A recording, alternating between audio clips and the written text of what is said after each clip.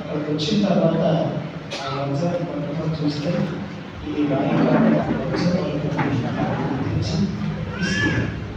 ముగ్గురు వ్యక్తులు ఆ దారిలో వెళ్ళారు.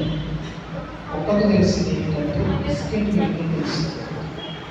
ఒక పిచ్చగాడికి 500 రూపాయల కానుక విలువ వచ్చిన పిల్లలు ఈరోజు దేవుని వాక్యం బిస్కెట్ లాగా చెప్తే ఒక పూట కడుపు నిండుతుంది. ఒక పిచ్చగల్లాగా 500 రూపాయలు వారం 10 రోజులు బ్రతకచ్చు. కానీ దేవుని వాక్యాన్ని వజ్రంలా అంటే ఒక బంగారం బయటకు చెప్పింది కదా మాట బంగారం లాంటిది. ఇంకా నాకు విలువైతే వాక్యం విలువైన వాక్యం చెప్తున్నారు. కొంచెం ఆ 500 రూపాయల నోటు విలువ తెలిసిన వాళ్ళకి వస్తే బాగానే వాక్యం వింటారు, కానీ ఆ విలువను మర్చిపోయిన తర్వాత కానీ విలువైన చేయగలిగితే శాంతంగా ఆ వచన విలువ తెలుసుకున్నవాడు ఏ విధంగా జీవించగలుగుతాడు. వాక్య విలువ తెలిసిన మనం కూడా అలాగే బ్రతకగలుగుతాం. కాబట్టి ఈరోజు మీరు ఆ వాక్య విలువ తెలుసుకుంటారని మీరు విజ్ఞప్తి చేస్తూ వస్తే దేవుని వాక్యాన్ని విందాం. లూకా సువార్త 1వ అధ్యాయం, లూకా సువార్త 1వ అధ్యాయంలో ఒక మాట చదువుకుందాం. 1వ అధ్యాయం 28వ వాక్యాన్ని చదువుతారా? 28వ వాక్యాన్ని. ఆ దూత లోపలికి వచ్చి ఆమెను చూసి, దయాప్రాప్తురాలా, నీకు శుభము, ప్రభువు నీకు తోడై ఉన్నాడు అని చెప్పి నాతో చెప్పండి. ఆ దూత లోపలికి వచ్చి ఆమెను చూసి, దయాప్రాప్తురాలా, నీకు శుభం. ఆమేన్. ప్రార్థన చేసుకుందాం. ప్రేమ కలిగిన తండ్రి, మరొకసారి పాదాల యొక్క కొంచెం వాక్యాన్ని మీరు వింటున్నప్పుడు వినగలిగిన మనస్సును, గ్రహించగలిగిన హృదయం మాట కూడా గాలికి చెదరగొట్టుకోవలే కాకుండా ప్రతి మాట మా అంతరంగిక జీవితాలలో ప్రభావితం చేయగలిగేదిగా, మార్పును కలిగించేదిగా ఈ మాటలు మాకు బలించి మీరు వైపు తెచ్చుకొని బలపరచుమని యేసు నామమున అడుగుచున్నాను తండ్రి. చదువుకున్న వాక్యంలో సందర్భం ఏంటో మీకు తెలుసు, ఎందుకంటే క్రిస్మస్ నెల కాబట్టి ఇలాంటి ఎన్నోసార్లు మనం వినే ఉంటాం. సందర్భం ఏమిటి? అది క్రీస్తు పూర్వం 4వ సంవత్సరం ఇంచుమించు. ఆ సంవత్సరాలలో ఈ మరియా అనే ఒక నివాసం చేస్తుంటే, ఈ మరియా గురించి మీతో చెప్తున్నప్పుడు ఒక స్త్రీల ఫోటో మాట్లాడాలి కూడా నాకు ఇబ్బంది ఏం లేదు, ఎందుకంటే స్త్రీ గురించే మాట్లాడాల్సి వచ్చింది కదా. రెండోది ఒకవేళ ఆ మరియా సంఘంతో మనం పోల్చుకుంటే, స్త్రీలైన పురుషులైన సంఘంలో సభ్యులు కాబట్టి మరియలో కలిగినటువంటి ఆత్మీయ జీవితం, మరియలో కలిగిన భౌతిక జీవితం నిజంగా మనలో ఉండగలిగితే మరియ దగ్గరకే దేవదూత వచ్చినట్లు ఈ క్రిస్మస్ దినాలలో దేవుడు కూడా తప్పకుండా మనల్ని దర్శించబోతున్నాడు. స్తోత్రం. అందుకని దేవుడే మనల్ని దర్శించబోయే ఈ కాలంలో దేవుని వాక్యం కొరకు సిద్ధపడి ఆ మరియను గురించి కోసం ధ్యానం చేద్దాం. మరియ భౌతిక స్థితిలో ఒక 5 ఉన్నాయి, కానీ నేను 3 సంగతులు చెప్తాను. మరియ ఆత్మీయ స్థితి ఒక 5 ఉన్నాయి, కానీ 3 సంగతులు చెప్తాను. ఈ 6 విషయాలు కోసం ధ్యానం చేద్దాం. మరియ భౌతిక స్థితి ఏమిటి అని అంటే, లూకా సువార్త 1వ అధ్యాయం 26వ వాక్యం చదువుకుంటే, 26వ వాక్యం చదువుకుంటే, ఆవిడ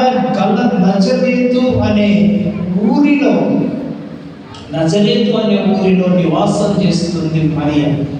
రెండవది, వాళ్ళ వంశాన్ని గురించి మాట్లాడుతూ ఆమె దావీదు వంశంలో జన్మించినటువంటి ఆవిడ అని మాట్లాడతాడు.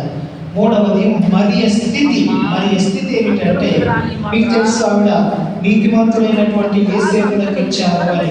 మత్తయి సువార్త 1వ అధ్యాయం 19వ వచనం చదువుకుంటే మరియ పరిస్థితులు ఏమిటో ఈరోజు నేను మీకు మన ఊరు, రెండవది మన వంశం, మూడవది మన పరిస్థితులు, దాని బైబిల్లో మరియ గ్రామం, రెండవది మరియ వంశం, మూడవది మరియ పరిస్థితులు. ఇవి భౌతికమైన విషయాలు.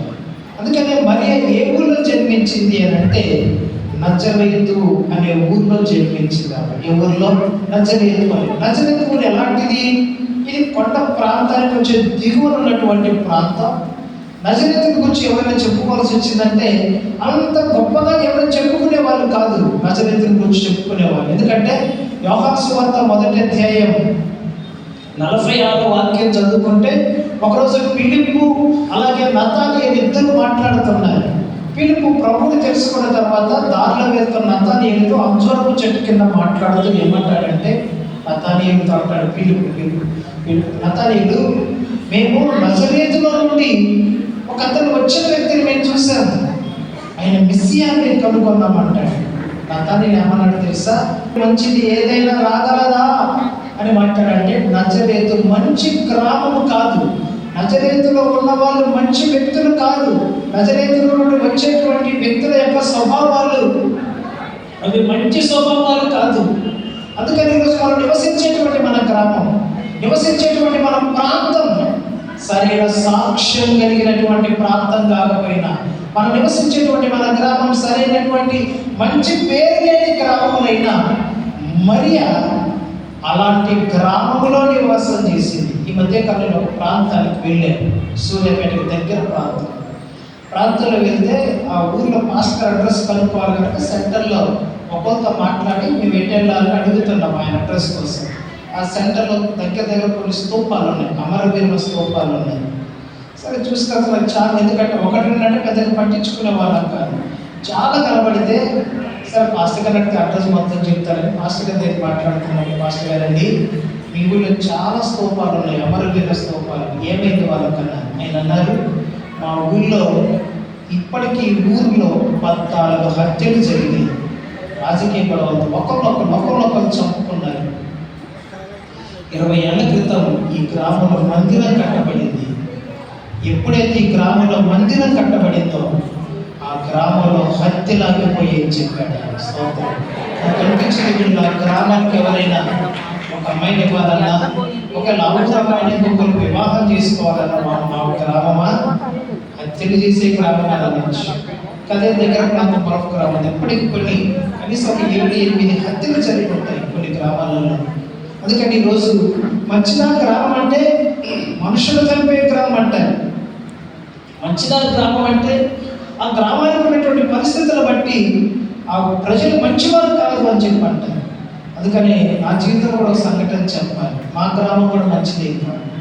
ఎందుకంటే ఎట్లాంటి గ్రామం నుంచి వచ్చాను నేనంటే, ప్రజాకాల టైంలో అంటే 1947-48 టైంలో ఒక అతను ఉన్నాడు. ఆయన రజాకారులుగా వాళ్ళు పోరాటాలు చేస్తూ ఒక ఊరు వెళితే ఒక ఆవిడ ఈ దాగుకున్న స్థలం చెప్పిందని నిండు చూడాలి జుట్టు పట్టుకొని తన చేతిలో ఉన్న కత్తితో తన మెడ నరికిన గ్రామం నుంచి వచ్చిన వ్యక్తి.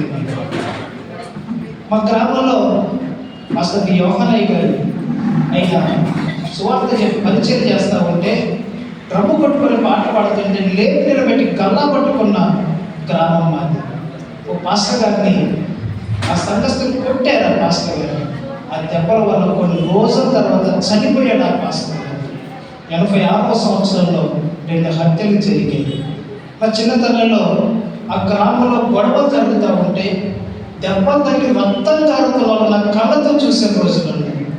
ఒక అతను వాళ్ళ బాబాయిని కత్తితో పొడిచిన సందర్భం నా కళ్ళతో నా చిన్నతనంలో చూశాను.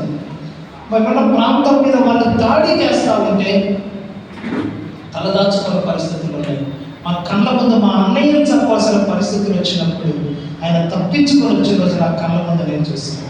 ప్రాణభయంతో గ్రామం మీద ఎలక్షన్ వస్తున్నాయంటే, గ్రామంలో పండుగలు వస్తున్నాయంటే, ఏ గొడవ అవుతుందని చెప్పని మా ఊరు విడిచిపెట్టి వేరే ఊరికి వెళ్ళి ఊళ్ళో గొడవలు సర్దమడిగిన తర్వాత మా గ్రామానికి వచ్చిన అట్లాంటి ఊళ్ళో పుట్టి పెరిగిన వ్యక్తిని నేను.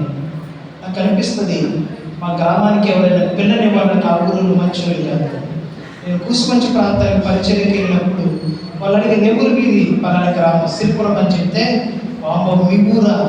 మీ ఊరు మంచోళ్ళు కాదని. ఇక్కడ ఈరోజు మనం నివసిస్తున్న మన గ్రామం సమాజానికి భౌతికంగా మంచిది కాకపోవచ్చు, సమాజానికి వ్యతిరేకమైనది కావచ్చు, సేవకులను తిట్టిన గ్రామం కావచ్చు, విగ్రహారాధనతో నిండిన గ్రామం కావచ్చు. నా చిన్నతనం